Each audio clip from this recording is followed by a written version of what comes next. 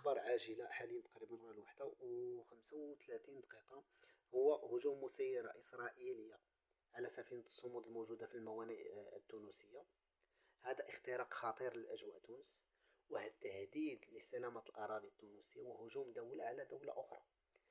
ولكن الأهم من هذا الجواب هو ما هو الرد التونسي ديال قيس سعيد، وأكثر من هذا وأكثر خطورة هو ما هو الرد الجزائري، بما أن الجزائر تونس في عهدة قيس سعيد تعتبر ولاية جزائرية.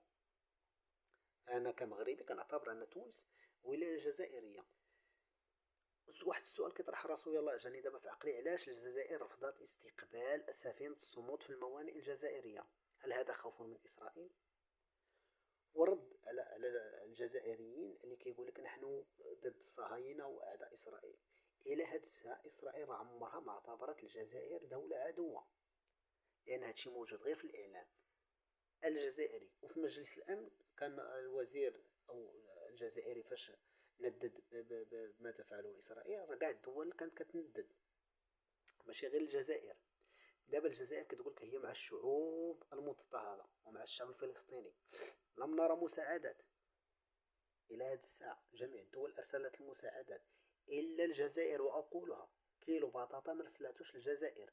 وهذا كان وعد الرئيس تبون، قالك غير يفتحوا الحدود حنا غادي نبنوا مستشفيات في فلسطين. إلى هذه الساعة ما شفنا والو. جميع الدول أرسلت مساعدات إلا الجزائر. علاش؟ الله أعلم. إلى هذه الساعة لم نرى التسليح الجزائري للفلسطينيين. إلى هذه الساعة الجزائر تعلن أنها دولة عدوة لإسرائيل، وما شفنا أي تحرك عسكري. احنا شفنا إسرائيل شنو درت بإيران. الآن ما هو الرد الجزائري على ما فعلته إسرائيل؟ وهذه أكبر سبة للدولة الجزائرية باش تعلن الحرب على إسرائيل. نتمنوا من الدولة الجزائرية ومن الشعب الجزائري أن نرى الصعاصعين ردوا على إسرائيل. هذه أكبر سبة. شي من غير هاد السبة راه ما كايناش شي سبة أخرى باش تعلنوا الحرب الشاملة على إسرائيل. أو لا هي بقات غير في السوشيال ميديا؟ واش هي بقات غير في الخرطي والكلام تاع والو؟ ها هو الواقع. كنتو يا جزائريين كتقولوا بغيتو غير السبة باش تعلنوا الحرب على إسرائيل. هذه أكبر سبة.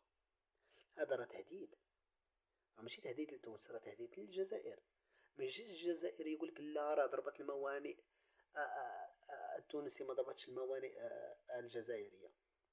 لأن لو ضربت الموانئ الجزائرية أو اخترقت الأجواء الجزائرية، ما هو الرد الجزائري؟ ما تقدش ترد الجزائر، ما يمكنش، مستحيل.